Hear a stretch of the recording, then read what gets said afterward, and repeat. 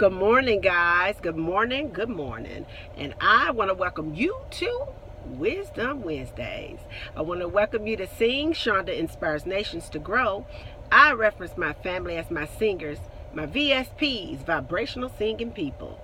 And for those of you who always turn it on, regardless of the situation, I love you.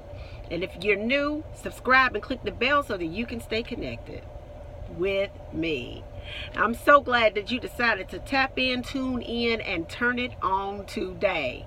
Well, listen, I know that everybody's so busy. It's summer. It's the end of the year. We're trying to get our college students back home. Kids are getting ready to wrap up the year.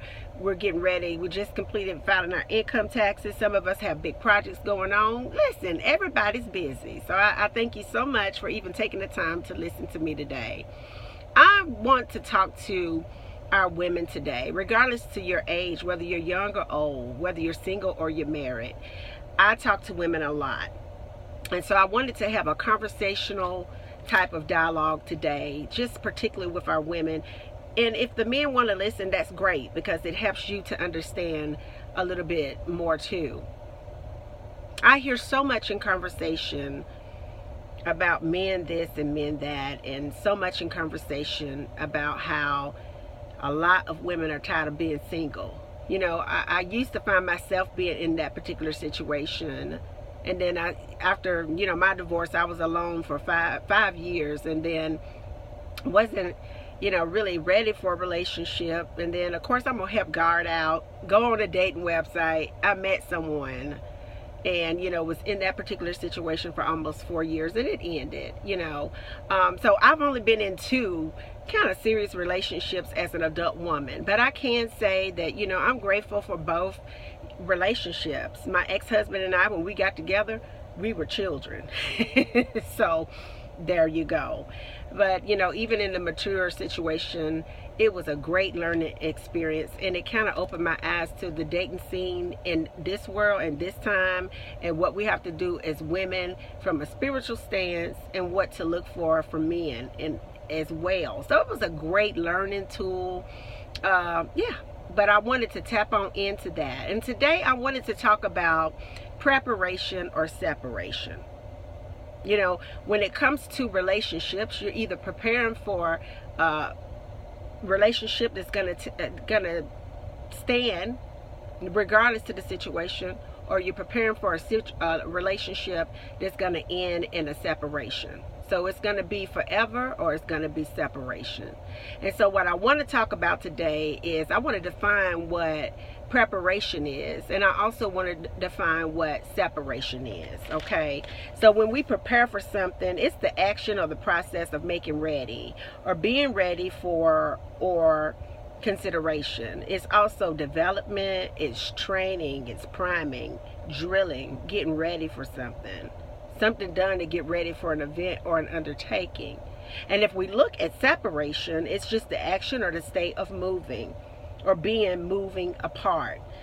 Disconnection, a detachment, disassociation, disunion, segregation, partition.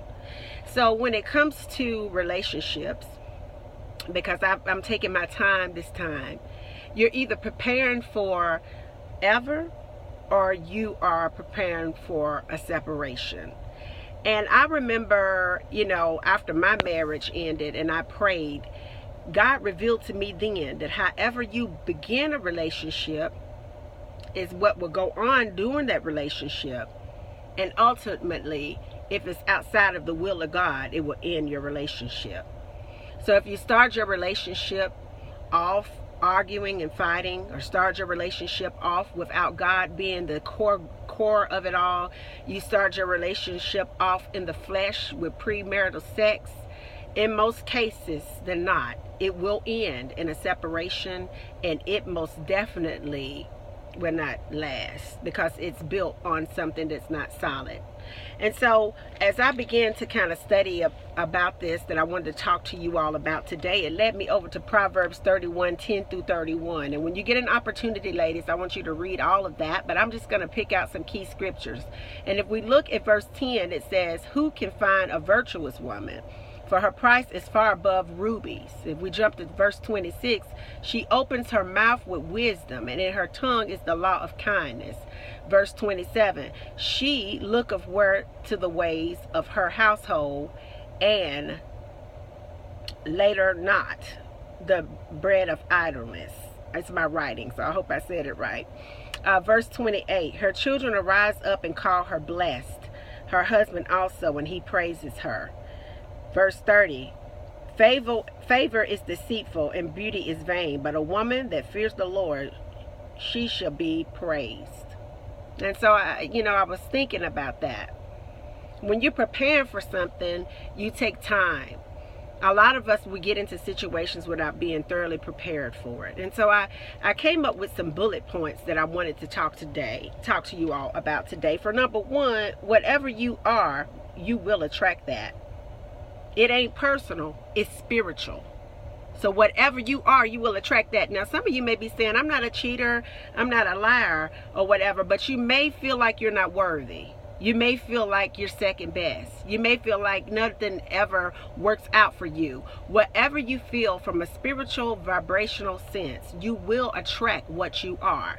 We can't blame a man for our demise. We have to take accountability and responsibility as women of God for ourselves and our relationship with God. We can't give a man control. We are in control of how a man treats us because we attract who we are. That's number one. Number two, has your past choices impacted your life? Are you still single, or have God shown you your husband? Are you preparing for marriage? Your past choices in relationships, have it impacted your life for the better or for the worse? Have you learned anything? Are you continuing to enter into relationships and do the same acts? Because if you are, nothing will ever change for you. It will never change. Or have you moved into or transitioned into a place of courtship to where you're getting ready to be married? Get ready to be married. Number three, what is your relationship like with God? What is it like? Is God like a part-time lover, or is he the core of your being? Are you in devotion with him every day? Do you have a relationship with him? Do you use him like a spare tire, or only when you need something, or when you're in a pickle? Or is he just your everything, to no matter what, you're talking to him, you're praying, you're meditating to him, you're trying to constantly align yourself with his will, because without him you can do not a thing. A lot of times as women, we want a man to be a spiritual man of God that has all of these qualities. But once again, you attract who you are. So if you use God on a part-time basis, don't expect for you to draw in a spiritual being in a flesh house that's going to be using God as a priority. You can't blame the man. I'm not going to hear that from anyone. We are women, we are creators, and we are virtuous. We have the power of duplication and multiplication and the anointing of just breaking stuff up and making it grow in a vast state on our lives. And I refuse to hear women constantly put this on the men, because we are creators of our own life and we attract who we are. So if you want a godly man, be a godly woman. Are you a part-time lover for God? Then you're going to have a part-time man that's a part-time lover of God and a part-time lover of you. Think about it. Have you dealt with the pains of your past? Have you began healing? Have you dealt with any of those things? Because if you have not dealt with those things, it ain't personal, it's spiritual. You're going to attract a low-quality man who's got some issues that he hadn't dealt with. And you're going to open a door for the adversary to come in and not only disrupt their life, but disrupt your life. So when it comes to relationships with the opposite sex, or just the relationships, you have to do your work and you have to prepare yourself. You have to take accountability and responsibility for your part in the demise of the situation. You can't go around bad mouthing your ex, like a dog, because you attract who you are. When you know better, you do better. So if you got some childhood cycles that's been passed down for generations in your family, where women are always attracting no good man, and you have so many different baby daddies, and everybody attract whoremongers and cheaters, then it's your job to do the work spiritually with God. Develop a relationship with God, a repetition with God, a repetition with redeveloping the logical things in your brain so that you can attract what you really desire and what you really, really, really want. You can do that. But first, you have to take ownership for who you are and what you have attracted to you. You can't bash a dude because you pulled him into your experience. You created it. And then I want to go over here to 1 Peter 3. It talks about when your husband stumble on you, he should see purity and reverence of your life. Purity and a reverence about yourself. The way you carry yourself. The way you talk. Your beauty should not come from just outward adornment, such as elaborate hairstyles and wearing of gold jewelry and fine clothes. Rather, it should be your inner self, the unfading beauty of a gentle and quiet spirit, which is of great worth in God's sight, like Sarah. It's cool if you're beautiful, if God graced you to be a beautiful woman. And if you can wear fine clothes and things like that, that's really, really nice. But a man can get that anywhere. What is it about you that aligns you with God in such a way to where you reflect Sarah? And when I'm talking about Sarah, I'm talking about Sarah, Abraham's wife. She was beyond gorgeous, but most importantly, her innermost spirit, because you are who you attract.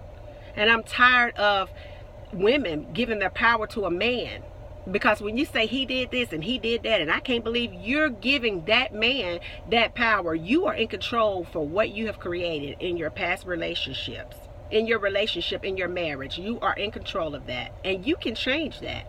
You can change that. But it's time to work on your inner parts, because that's most important. And then if we go on over here to Proverbs 18:22, he who finds a wife finds a good thing and obtains favor from the Lord. He who finds a wife, who stumbles on her. When a man finds you, sweetheart, you're already a wife. You're walking in the spirit of a wife, not a girlfriend. Girlfriends don't know who they are. They ain't dealt with their past issues. They get used for sex and some of everything else, and they ain't got no victory. And they don't know when they're coming, when they're going. They blame a man for everything. They depend on a man for everything instead of depending on God. That's a girlfriend. A wife is secure. She knows her worth. She knows her value. She ain't doing stuff that all the other women are doing. She has a relationship with God. She's dealing with her issues. She's healed. And she is 100% virtuous. She has an anointing, a spear on her life, a smear on her life of multiplication. Everything she touches, it just multiplies. See, because when you have favor, you have approval and support from a heavenly realm of life. Patronage. Assistance. You have backing. When you are favored like that, you're a rarity in the eyesight of a man. You don't occur very often. You're scarce, few and far between, uncommon, unusually good, remarkable, unique, exceptional is what you are. And I just have a couple more. Do you attract the same type of man but in a different body? Check your spirit. Check your alignment with God. Do you find yourselves in relationships where you're not valued as a woman? Check yourself. What do you think about yourself? Because you attract what your thoughts are. Do you cater to a significant other like he's your husband? Don't cater to a man who ain't catered to you. What do I mean? If he's catered to you, he's made a covenant with God about you. He's gonna marry you. If he ain't doing that, I ain't cooking you no dinner. I ain't washing your clothes. I ain't catching no bill for you, because you're I do that for a husband. For a husband, ladies. Slow down. Take a breath. It's gonna be all right. Are you giving a man all parts of you, physically, emotionally, and spiritually? Are you married? Then if it's not, you ain't got no business giving a man all those parts of you. A man should earn that. He earns that with his relationship with God and the covenant that he's made with God to marry you. When he says, I do. There you go. If you are, I want you to stop. If you're catering to a man like this, that's not your husband. Never lay your body down, your spirit down, your life down, your money down, etc. for a man who hasn't laid his life down for you. For you, how do you know if he's done that? Because it's a covenant of marriage in the equation. Do not give a boy wife privileges. If you're chattering and talking to a man and he's on the come up, he ain't got his stuff together, and he's only about what he want to do and his child, and he's squeezing you into his schedule, or he don't know what he want in his life, he ain't looking for a wife. He's looking for sex. He's looking for a girl. He's shopping you. You know, in my business, I'm a mortgage analyst. They shop us to see who they can get the best deal. He's going to use you. He ain't even securing himself yet, and it's your fault if you allow it. The man God sends will be fully developed. He will be patient. He will not be seeking sex. He won't be seeking attention from all kinds of women, seeking a dream, locking his phone, being mysterious, keep you guessing and playing mind games for you. Why? Because he knows God. He will fear God. He will respect women. He has dealt with his insecurities. He's ready to openly love and be vulnerable with you. He won't change on you if you just show him imperfections. He's patient, and he knows you are a catch, ladies. He knows the anointing that's on your life. He knows that there's something unique about you. He knows it. He knows that you can make his dreams into a reality. He knows that you can touch his business and turn it into a corporation. He knows that you can see his vision and make it a reality. He knows that anything he brings you, you have the spirit of duplication and multiplication all on top of you. Why? Because he knows God. He knows his spirit. And if he knows his spirit, he knows your spirit. As women, we have favor, and we have the spirit of expansion all over us. You don't have to prove a thing to anyone, especially to a boy who ain't settled in who he is and who he wants to be. A lot of time we let people through that shouldn't have access to us because we're not healed. So I wanted to reach out on this Wisdom Wednesday. I had to do it a little quick. I wish I had more time with this. I may do a part 2. But I want you to know, ladies, that you can have the desires of your heart, but also remember that out of the heart flows the issues of your life. So if stuff is showing up in your life, baby, it ain't ever personal. It's always spiritual. It's a vibration. It's spiritual. So if you don't like what you're seeing, I want you to take the time and forgive yourself and take control back and not bash a man, but fall on your knees and pray to God, and he will wipe this slate clean and build you up stronger than ever before, so that not only all of your dreams can become a reality, but the man that God has designed for you will stumble upon his favor. God bless you. I love you, and I'll see you in 2. Have a great day.